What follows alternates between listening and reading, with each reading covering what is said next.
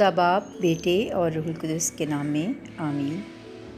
خداوند یسوع مسیح کی انجیل بمطابق مقدس لوکا 16واں باب 1 تا 8 آیات مبارکہ۔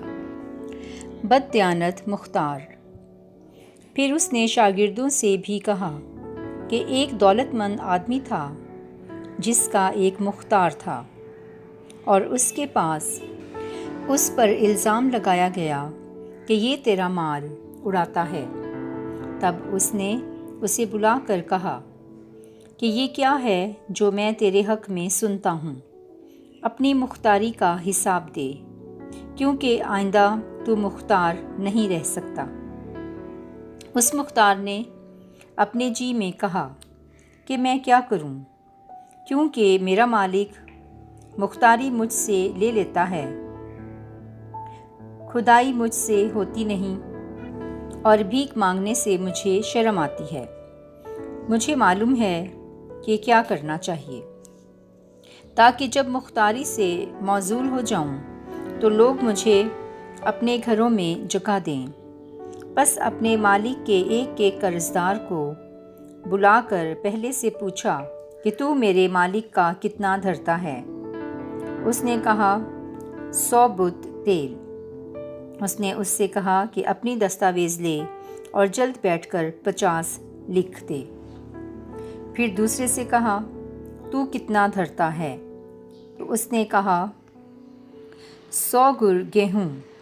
اس نے اس سے کہا اپنی دستاویز لے اور 80 لکھ دے۔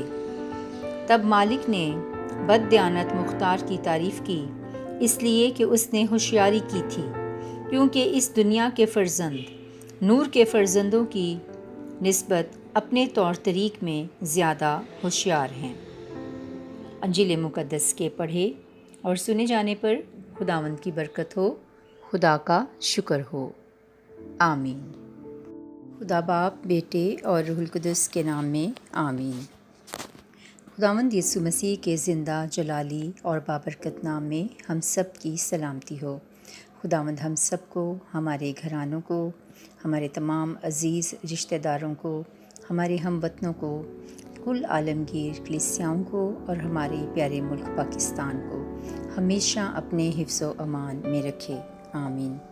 عزیز مومنین، آج کی پاک تلاوتیں اور خصوصاً انجیل مقدس امانت داری سے اپنے معاملات اور فرائض کو سر انجام دینے کی تلقین کرتی ہیں۔ مرکزی عنوان بددیانت مختار۔ مرکزی آیت نمبر 8۔ تب مالک نے بددیانت مختار کی تعریف کی، اس لیے کہ اس نے ہوشیاری کی تھی، کیونکہ اس دنیا کے فرزند نور کے فرزندوں کی نسبت اپنے طور طریق میں زیادہ ہوشیار ہیں۔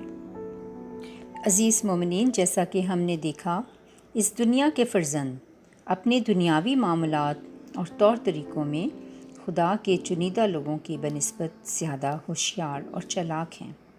عزیزو، دنیا اور اس کے طور طریقے خدا اور اس کے اصولوں کے مترادف ہیں، حتیٰ کہ کبھی کبھی نفی بھی کرتے ہیں۔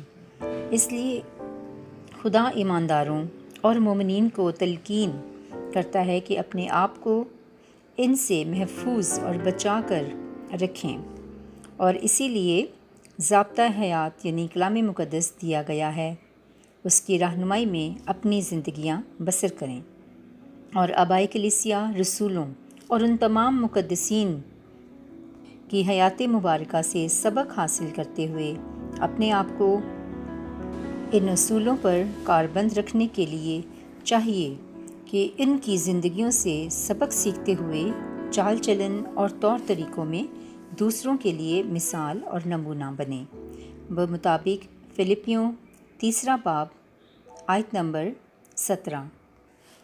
اے بھائیو، تم میرے ساتھ مقلد ہو اور ان لوگوں پر غور کرو جو اس نمونے پر چلتے ہیں جو ہم میں دیکھتے ہیں، آمین۔ اسی طرح عزیزو، جو کوئی خدا سے محبت رکھتا ہے تو وہ خوشی سے اس کے حکموں پر عمل درآمد بھی کرتا ہے۔ 1 یوحنا 2 باب 5ویں آیت۔ اگر ہم اس کے حکموں پر عمل کریں تو ہم اس سے جانتے ہیں کہ ہم نے اسے پہچان لیا ہے۔ جو کہتا ہے کہ میں اسے پہچانتا ہوں اور اس کے حکموں پر عمل نہیں کرتا، وہ جھوٹا ہے اور سچائی اس میں نہیں۔ مگر جو اس کے کلام پر عمل کرتا ہے، فی الواقع اس میں خدا کی محبت کامل ہو گئی ہے۔ ہم اسی سے جانتے ہیں کہ ہم اس میں ہیں۔ آمین۔ خداوند ہم سب کو ایمانداری اور دیانتداری سے اپنی زندگیاں بسر کرنے کی توفیق عطا فرمائے، مسیح ہمارے خداوند کے وسیلہ سے۔ آمین۔